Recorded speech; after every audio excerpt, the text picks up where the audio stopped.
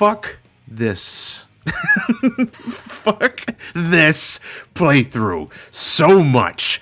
Out of all of the DLC I've played for this game, Very Hard Mode for Shadow is probably the pinnacle of bullshit I've ever encountered in a goddamn Sonic game. I am not kidding. If for some odd reason you still want to purchase Very Hard Mode after watching this playthrough, and still insists on buying Shadow's Very Hard Mode, don't! For God's sakes, don't. This is the worst. It's like a combination of Sonic's and Silver's Very Hard Modes. With Shadow, you're going through a lot of stages backwards, and like Silver's, they throw a fuckload of enemies at you, and then you remember back in, I don't remember if it was like part 2 or 3 of the Very Hard Mode playthrough where I asked if whether or not like Sonic's Aquatic Base was like one of the only stages where you controlled both Tails and Knuckles at the same time in the, in the same stage and stuff like that. Well, I put my foot inside my mouth now because you play as Rouge and Omega all the damn time in these stages. You have Shadow with vehicles and killing all sorts of enemies. You have Omega and his pathetic blaster weapon, and Rouge is looking for keys all the fucking time in this playthrough. It's maddening. The stages go on forever, and it's so frustrating. Oh, no, this is horrible. And with that said, let's continue with the questions. These questions take my mind off of this shit.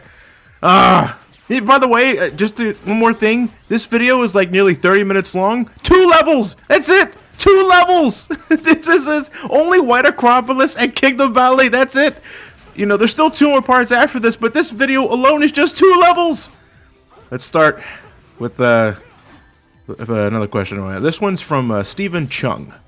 Alright, Johnny, here's my one and only question for you and your crew. Have you ever considered doing a live cam let's play session with Elliot, Matt, Mark, or maybe even somebody else from your band of fellow gaming buddies? For a stream? Maybe. A live cam is sort of a little more tricky to set up because the only thing I really have to capture live cam footage at the moment is my computer's webcam feature. I don't have a portable webcam or anything like that. I pretty much use the built-in one on the monitor. But there were a few times where we thought about doing that, like for like the first ever Halloween Fest that we did. I was actually planning on ending it with Elliot with like a live cam session of maybe like another round of Slender or something like that. Because that seemed to be all the rage then. But we decided to not do that at the last second because in the end, we just didn't really feel like doing it. But I would suppose if we were to get a portable webcam just for the sake of moving it around, we can do maybe a live stream or something like that, or maybe another drunk Let's Play, then I don't see why not. But I have to consult Elliot and Matt with that one. But I'm sure they wouldn't have a problem with it. But it's all about money at that point. Alright, so moving on. This one is from Naranagi. I think that's how you pronounce it. It's either Naranagi or Naranagi. Anyway. How would you feel about the inclusion of full-on voice acting in the next major 3D installment of the Zelda series on the Wii U? And there's a whole other wall of text here and giving us your reasons why. And I get what you mean. I wouldn't be against it. Just to be perfectly honest, I wouldn't be against that sort of thing because when it comes to Nintendo jumping over that hurdle of implementing voice acting on well-beloved franchises, I think the Zelda series is the most overdue for it. I have no problem with voice acting in general, as long as it's good, That's pretty much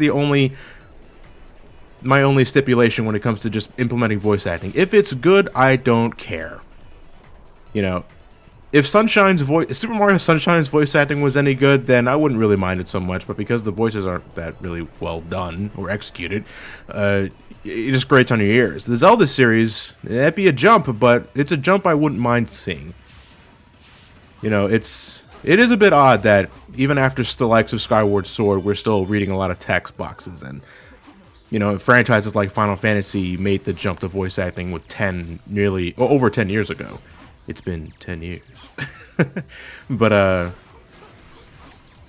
yeah, I wouldn't mind. I wouldn't mind it. Give it a shot, That fat guy plays ass. What do you think of Henry Cavill as Superman? I thought it was pretty good. I didn't think it was bad. I thought it was pretty good. Man of Steel as a whole is one of those movies that definitely has problems. But I don't think it's a bad film, it's just flawed. Getting deja vu saying that. Darkstar asks, I saw Ni no Kuni on your shelf in the Arkham Origins review. What do you think of it? I haven't put much time into it, about a few hours in. I won't give away where I'm at just for the sake of keeping spoilers and stuff like that, but I thought it was pretty good. Out of all the RPGs that I really experiment with, Ni no Kuni was the one I stuck with the longest, because there was a time like around in between the years of like 2009 and 11 where I was trying a lot of RPGs on the 360 and PS3 that I just weren't feeling at the time being. I won't bother naming all of them, but that included the likes of like Blue Dragon, which is so by the numbers it was boring. But Ni no Kuni I thought was, I think it looks great. I think the soundtrack is great. It's Hayao Miyazaki and stuff like that. Speaking of which, someone else asked me. I forgot the name of that. And just like to answer that real quickly, I swear I saw a comment somewhere. I forgot the name of the person who left the comment. I apologize. But someone was also asking me about Miyazaki, Mr. Miyazaki himself. Studio Ghibli, ladies and gentlemen.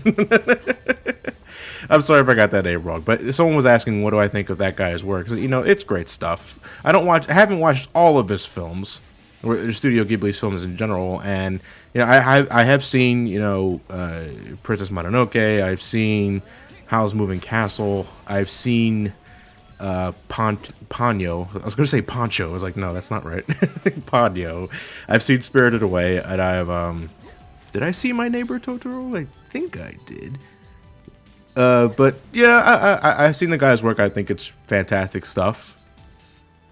Wouldn't really call it so much of an inspiration because, well, again, I'm not that familiar with the guy's work. I've just pretty much, and a lot of the movies I've seen are pretty much like one and done deals. I haven't really gone back and revisited any of the films, with maybe the exception of Princess Mononoke, if only because I saw that on cable the most. Okay, so Tetsu7 asks, what do you think of the next generation of games? Are we going forward or backwards?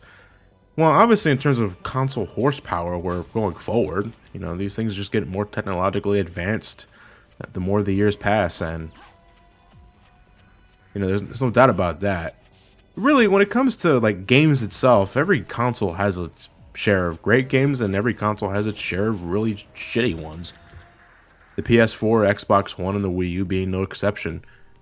And the only reason why it just seems so much worse than before, when it came to like the older consoles like the PS2 or the Xbox or the GameCube, or really in the beginning of when the 360 and PS3 and the Wii started, is because it's so much easier to share this information now via the internet and social media, Facebook and Twitter.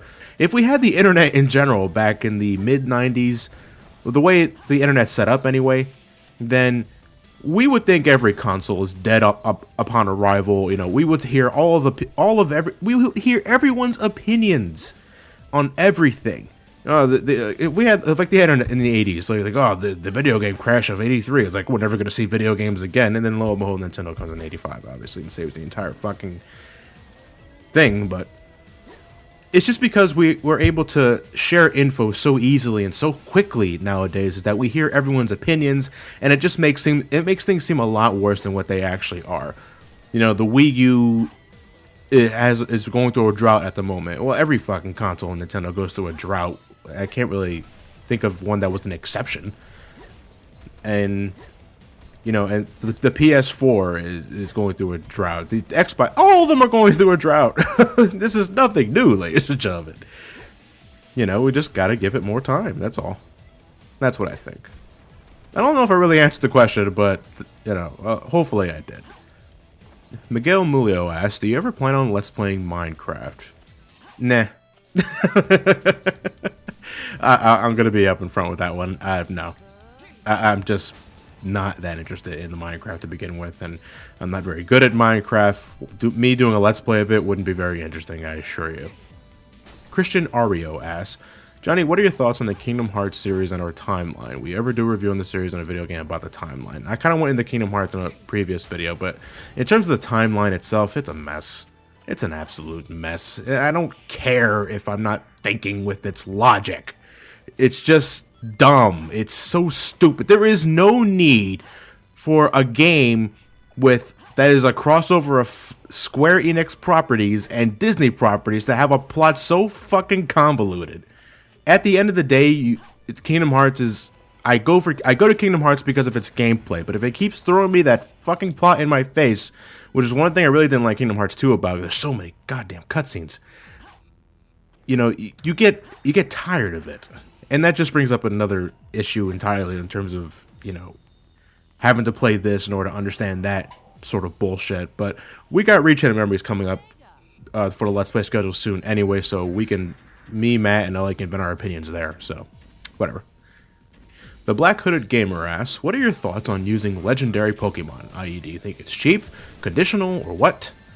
I'm not gonna lie, there is something inside my head that believes that using legendaries, I'm assuming for competitive battling is the easy way out, if only because, you know, they have really high base stats to begin with. But there's also a part of me that says, you caught the Pokemon, you can use it as much as you want.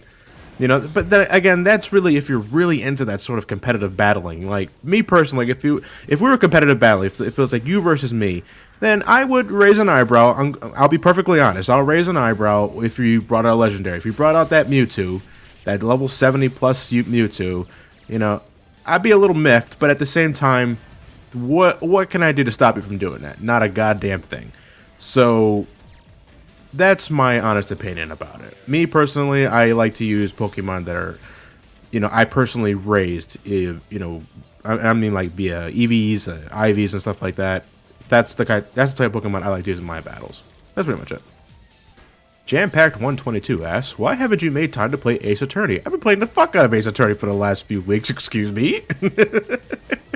I've beaten the first game, I've beaten Justice for All, I just completed Trials and Tribulations last week, and I just downloaded Dual Destinies via the eShop because of that deluxe digital promotion thing on the Wii U. Is like you buy games digitally, which I do on the Wii U, you get like money back, like $5 back for each purchase or something like that. It depends on the game, but I ended up buying enough games throughout my year of having the Wii U that I got like $40 on the eShop for free, quote unquote, and I bought Dual Destinies with it. I haven't started playing it yet because I've been busy, you know, making these videos and working on my PlayStation video for Some Call Me Johnny.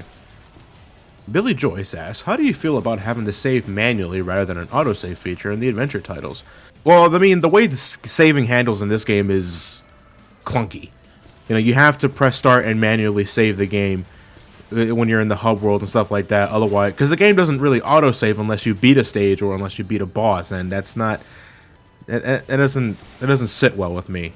You know, games nowadays usually have auto-saving checkpoints all across the damn place, so you never lose that much progression should you die or get a game over or just, you know, turn off the game and stuff like that. So nowadays I expect games to have auto-saving checkpoints and stuff like that because, you know, unless it's an RPG, then I really shouldn't have to stop and save my game manually for like something like a platformer or an action-adventure game. Hell, even RPGs nowadays are beginning to do the whole auto-saving feature, like Bravely Default. You can have an option to turn on where every time you enter a town, you go to the world map or entering a dungeon, it automatically saves the game for you. And, you know, that I enjoy it. I still save manually every once in a while because I just can't help myself, but, you know, everything should at least now have an automatic save feature. The Gibbon Wolf asks, and I think I saw another question from the same thing here. Yeah, Dark Aura 19 and Gibbon Wolf pretty much have the exact same question, but I'll answer both anyway. Well, they're the same question. Besides video game related soundtracks and such, do you have any favorite bands or even composers? And we're talking about non-video game music, obviously. I'm gonna be honest, I don't listen to much. I have a few, like, I don't download albums every once in a while. Like, I download a lot of singles because when it comes to artists or musicians, did I say artists? Yeah, I mean artists. Artists or musicians that I listen to, I usually just download one song from their album just to put on a playlist on my iPod, you know. But, you know, I do enjoy the likes of Aerosmith, Michael Jackson especially. You know, I grew up with that guy. The guy's music. You got a few Tears for Fears songs in there, a few U2 songs, and some Guns N' Roses. A lot of Bill Conti stuff because of the Rocky soundtracks. Got a Pearl Jam song somewhere in there. I'm just looking at I'm glancing. But I think it gives you guys an idea. That's pretty much what I like to listen to. John Spider asks, so Johnny, do you think you'll be doing Let's Plays of indie games sometime in the future? Remember you and the BrainScratch who discussed about cave storing and such in the Crash Bandicoot LP if my memory recalls? You know, I did an indie marathon for Some Call Me Johnny. I don't see why I couldn't review, why I couldn't Let's Play indie titles for this channel. Cave Store would probably be the one I start with first, obviously, if only because that's the one I really enjoyed the most. And, you know, I'd probably Let's Play Braid, if the developer was fine with that, obviously. Yeah, I don't see why I couldn't like do the likes of Super Meat Boy and stuff like that. So yeah, I don't see why not in time though. That's really all I can say though when it comes to when it comes to you guys like requesting Let's Plays and stuff like that. In time is usually the best answer I can give to you because obviously it's, you know, the sky's the limit. I don't plan on dying for the next 30 years. So, you know, in time. Master Meow Mix asks, what is the origin story of BrainScratch commentaries? And I know I got like 1,000 of these questions somewhere around here, but I'll make it short and sweet. Okay, so it was around 2009, 8. It was around there, 2009, I believe. Oh, you know, I just really started, the review channel has been up for about a year at that point, and I got contacted by it was either Ryan or it was either Lewis. One of those two. And they asked me, because one of them was a fan of my channel at that time, and they asked me if I wanted to be a part of their commentary group. Me being unemployed and in between jobs at the moment, and I was still at the Art Institute at that time. Figured, I got time. So, yeah, I figured, I'll join your commentary group, sure. Which led to the very awkward Super Mario Bros. And Mega Man 2 Let's Plays. That was back when I still had the likes of, like, the Rock Band. I was using a Rock Band mic for those commentaries, which was, I sound so different. And I was also very quiet back then. You know, because I never really did anything like that before, and I was pretty nervous. But, you know, we kept going, and we kept going, and we kept going. And BrainScratch Comics became what it is today. And now Ryan, Lewis, and Ted are some of the best friends I ever made. I'm really happy. No regrets whatsoever. I enjoy every single meeting I have with those guys. So, yeah, I mean, it's kind of it's not really much of an origin story, but that's generally how it went down. Shivam Sharma asked, did you ever have hair? If so, what was it like and why did you cut it? No, my hair was always short.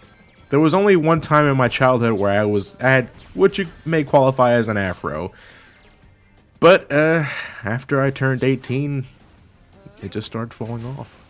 Just got thinner and thinner and thinner. And I'm going to be honest, I'm really thinking of going bald. I really am. If only because going for the recessive hair look is just, in my opinion, pathetic looking. It just looks ugly. So I'm thinking of shaving it all off. I'm thinking of going bald from now on. And keep the goatee, obviously, but I think my head of hair is going to become pretty vacant within the next few weeks. Rahim Mia asks, thoughts on Andrea from The Walking Dead? I don't watch The Walking Dead. I have no opinion on The Walking Dead. For both the television series, the comic book, and the video game. And I won't watch The Walking Dead unless I find out that its ending is satisfactory. Because that's one thing that steers me away from television shows.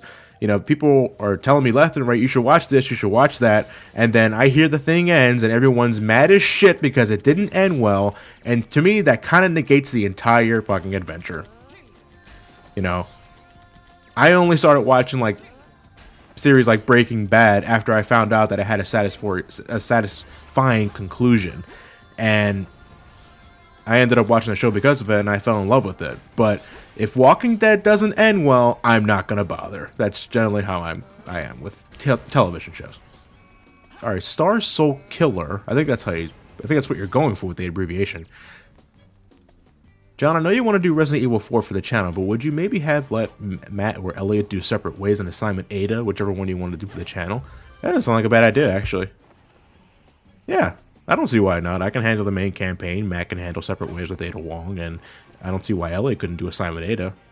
I mean, because when when we get to Resident Evil 4 eventually, I'm still debating whether I want to do the Wii version or the HD version you can find on the 360 or PS3. So yeah, we'll see how that goes. When we go back to Resident Evil though, we're doing Code Veronica next, and I'm definitely looking forward to that one. Just see how Matt's gonna handle that, and then we're gonna do 0, and then after we do 0, we're going to 4. So I hope you guys look forward to that. Brendan Senju has asked, John, in your Generation 2 review, you said you skipped over Gen 3, except Fire Red and Leaf Green, but assuming you have played Pokemon Ruby Sapphire Emerald, what are your opinions on it? At this point in time, I still have yet to touch Ruby Sapphire Emerald. And I really don't plan on to until I decide to one day go back to the Pokemon series for Some Call Me Johnny.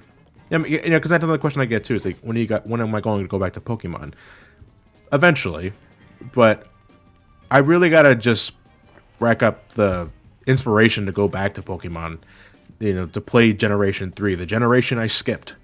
It's the only generation I have yet to play. I've played every generation at this point except that generation, and I'm gonna be honest, I'm kind of dreading it, but at the same time, I haven't played it, so I can't have a full opinion on it. So, we'll see. Dan Ellison asked, what is your favorite video game of all time? I really can't answer that. Because favorite video game of all time, that's singular, that would assume that I have only one game that I absolutely love above all the rest, and I don't. You know, because there's so many genres to consider, there's so many different games out there, and there's so many games out there that I get a lot of enjoyment from. Like, you guys know, I love Super Metroid, and Symphony of the Night, Sonic 3 and Knuckles, Resident Evil 4 especially, and I can't single those out. You know, I can't say I like one over the other because it really just depends on the mood that I'm in to play the game. So I can't pick just one. SJ Player EJS, what other trading card games did you play instead of Pokemon? I played Yu-Gi-Oh. In fact, I played no. Let me correct you there. I never played Pokemon. I collected Pokemon. You know, that little how to play video, little demonstration I had at the very end of the trading card game video I made on Some Call Me Johnny was actually one of the first times I ever played the game officially. You know, me and Matt read the rule book and stuff like that. We figured out how it works, and that was pretty much all she wrote. I played Yu-Gi-Oh though for years, and I've been to a few tournaments too. I've been to a few locals at like Walmarts and stuff like that, and I've been to a few regionals. Here in Pennsylvania and one in Cleveland, Ohio, actually. Or was it Columbian? Columbus, Ohio. Columbus or Cleveland. One of those two. It was a drive. And, yeah, Yu-Gi-Oh! Though, that was the one I spent a lot of time on. I went through so many deck types. I started with Fiends. Then I went to, like, Cookie Cutter, so much stuff. Chaos Monsters. Then the ban list happened, and then we had to start thinking more with strategy in mind. So I ended up going to the Sacred Phoenix of Nephthys. Then I finally settled down with like Apprentice Monarch decks, which led me to a lot of victories. And it's really the deck I've stuck with throughout the years. But I've been very on and off with Yu-Gi-Oh throughout the last 5 years. And now there's like Synchro Monsters, XZs, and stuff like that, and old cards that are finally getting published that were in Japan for so long. If I were to get back into the game, it'd probably be a completely different meta game and stuff like that. I don't even know where to begin, and I don't even think I have the money to invest in the card games again. I don't know, though. Elliot's into the game now, so I guess that's an excuse to get back into it. Silver the Pothead asks, what are the best and worst parts of being a Sonic fan? For one, we're very loud. Secondly, we really can't take the hint with some things. And, bad things. I don't know, we just seem to leave a lot of negative impressions on a lot of people. For good reasons, though, because, you know, every fan base has those, it can be divided into the good fans and the bad fans, and I don't know, I guess the Sonic fan base is just more notorious than the rest because of just how fucking loud we are. Now, me personally, I like a Sonic game when it's good, and I hate a Sonic game when it's bad. This game included, even though I keep going back to it. Maybe that's the joke, though, ladies and gentlemen. And, well, I mean, what can I say? The one thing I like about being a Sonic fan is that you get to that part of the community that really know how to show their love of the Sonic the Hedgehog franchises, whether it's via well-produced fan art or animations like the guys at Sonic Paradox and stuff like that. And You know, it's really entertaining stuff. And honestly, when it comes to the worst parts of it, if you're a Sonic the Hedgehog fan, that's great. You know, it's fine with me. But if you know someone that's not a Sonic the Hedgehog fan, leave it at that, for God's sakes. Leave them alone. Do not... Sonic the Hedgehog is not a fucking religion. It's a video game series. I'll leave it at that. So Lucky7 asks, so what new series or franchises are you interested in playing in the future? Something you actually want to play and not something someone begged you to play. Are you interested in doing Let's Plays of those series? There really isn't a franchise that I could think of at the top of my head that I wanted to do, but I can't because people don't want me to. I mean, nobody asked for this, right? Nobody asked for a very hard playthrough of Sonic 06. But, no, I mean, because, you know, when it comes to, franchises that people want me to do, they just happen to be games that I want to play. Like, I get more requests now and then to continue the Metroid series. Like, people are still waiting for the Metroid 2 Return of Samus Let's Play, or... No, I can't say Reach Hidden Memories because I don't want to go back to that. And the games that people want us to play are games that I want to play. So, I hope that answers your question. Repawn asks, John, do you like water? I like water. Yes.